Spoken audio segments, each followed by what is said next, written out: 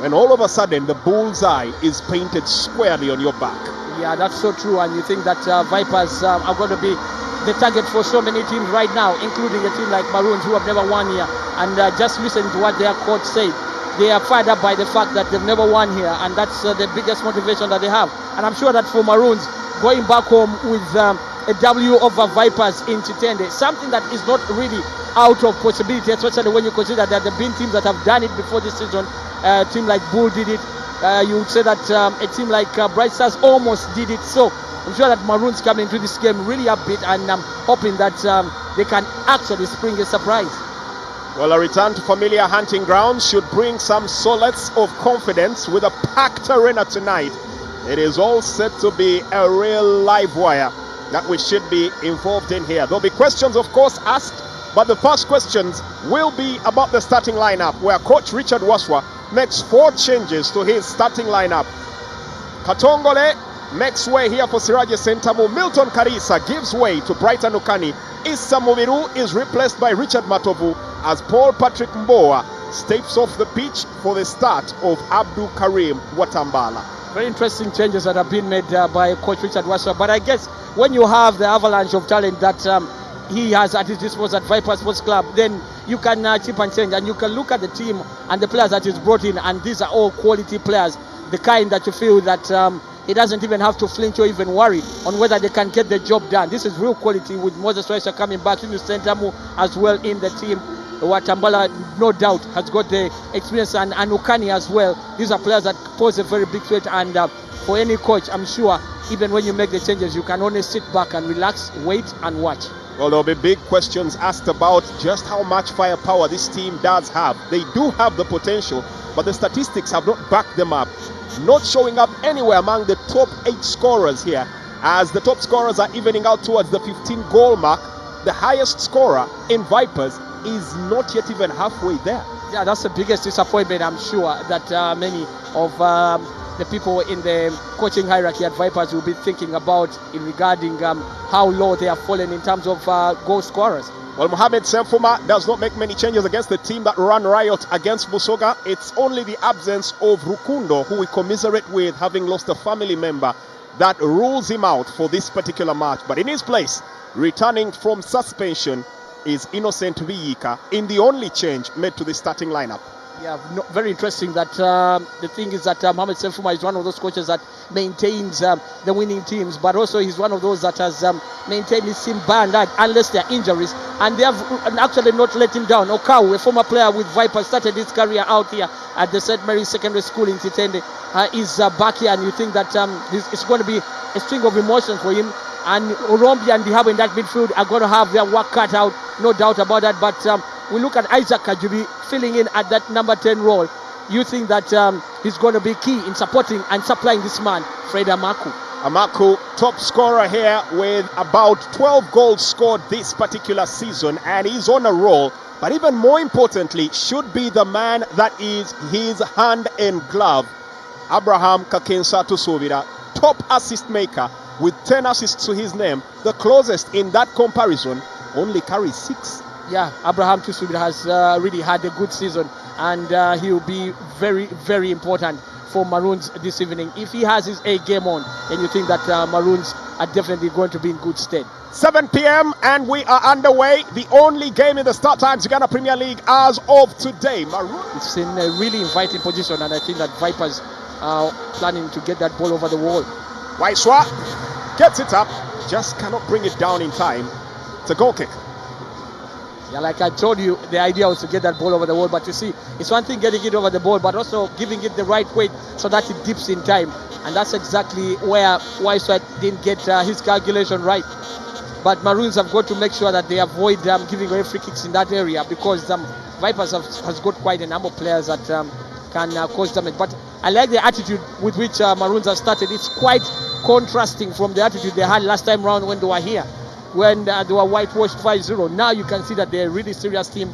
They are determined to try and contest everything. So that just tells you that there's a change in personality from the players. And their first offensive forward forces Alfred De Kereza to make the save. He just goes ahead to do a little bit of play acting. it's all good to shore up the confidence and all good to get the crowd behind you. Be very worried not to play into the opponent's mind games. Yeah, exactly. And of course, Asmude Kereza is such a, charismatic goalkeeper, I must say. He just enjoys pulling off a few tricks here and there. Kakensa feeding it in here to the own running. Amaku tries to square it off to the opposite end. Nobody following through here. And Alfred Mudekereza will pick that up. For the moment, Vipers slowly beginning to feel a bit of the charge from the prison wardens. Yeah, but I'm a bit disappointed there with that move, that they did not capitalize to have numbers in that penalty area. That is Maroons. Well, forced into a quick clearance, and that results into a corner. That was a decent attempt. Alfred choosing to play around here with the ball. Yeah, I guess trying to show Isaac Mpadi that your attempt was quite harmless. Anukani to deliver the corner. Whips it into the near post. That was a good ball for Alan Okello.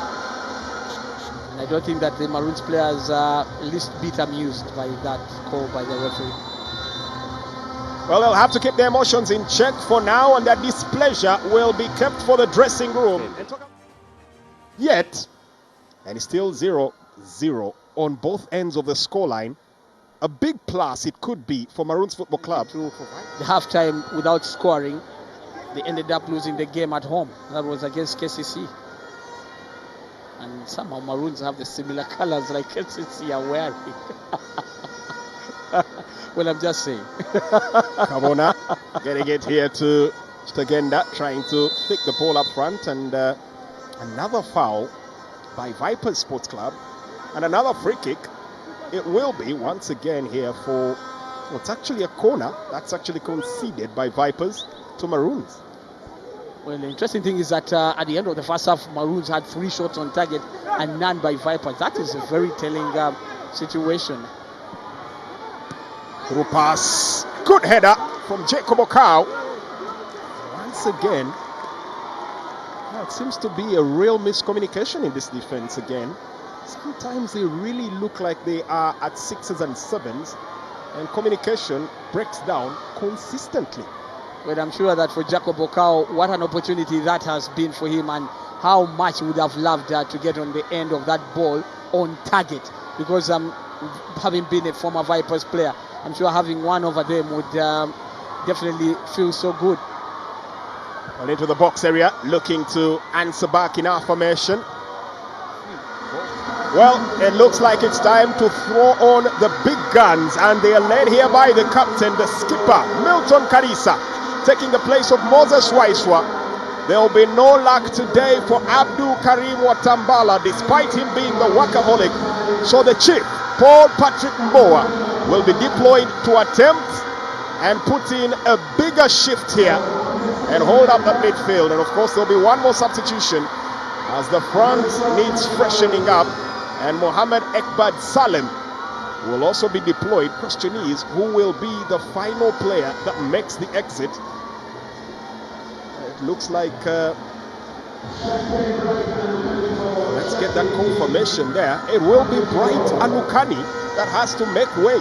Very interesting substitution there. I thought that he had a good first half. I thought that he played some very good passes in behind. But I guess the coach has also seen the game in a different kind of prism. So you can't begrudge him. Karisa with his first touch! Talk about an impact sub! Seconds on the pitch! And the captain leads the way! Oh, these are the things they dream of! This is the stuff you pray for! This is the impact you hope to make. And for Milton Karisa, it is his means to deliver the day. Vipers 1, Maroons 0. Just what an introduction that is by Milton Karisa. Before he can even settle into the game, his first touch has the ball in the back of the net. What an interesting to get out of their shells and try and force the issue. But seem to be making quite a number of mistakes and letting Vipers come at them with reckless abandon. You can see that he just dropped the ball again. Karisa, Okello losing it out here to Orombi. And Kajubi tries to carry it forward. This is good play to Kakensa. Abraham to Subida has a little bit of traffic around him and is easily dispossessed today. We haven't seen his creative prowess just as yet. Neither have we seen anything from the offensive thrust of Darius Ojok and Fred Amaku. They've been quite tame tonight and looking to strike from a little farther out, which is hardly their style. But now they pick up the ball. This is Amaku setting it in, looking for support. Picked up well by Ojok. Darius makes the equalizer. Oh, now this is going to get real interesting. There'll be a huge hint of a deflection there, but will it matter to Maroons and all the others ambitious for the title? It's a strike back. The law of averages begins to even it out. Well, I was about to tell you something, Jermaine, that Maroons need to show belief in their play and get back to trying to put Vipers on the back foot, and that's exactly what they did. Just look at that. Ojo gets the ball and he strikes it hard. Yes, he's helped by the deflection, but the thing is that he showed the confidence to try and strike as hard as he did there, and that's exactly what you feel that has been missing from this Maroon side from the time. Was stretched off, and there's a yellow card here for Hannington Sebalunyo. All to Riamureba. Yeah, Jacob Bokao says, take one for the team. It's all good, I have one, don't worry. Well, I don't think that Sebalunyo can complain much. I think that the referee is within his right actually to do that, to book him if he deems him to be wasting time on purpose. I think one of the things about Paul to remember the referee is that he's not the kind of referee that has shown to be card happy. He's taken his time. There wasn't any card even dished out in the first half.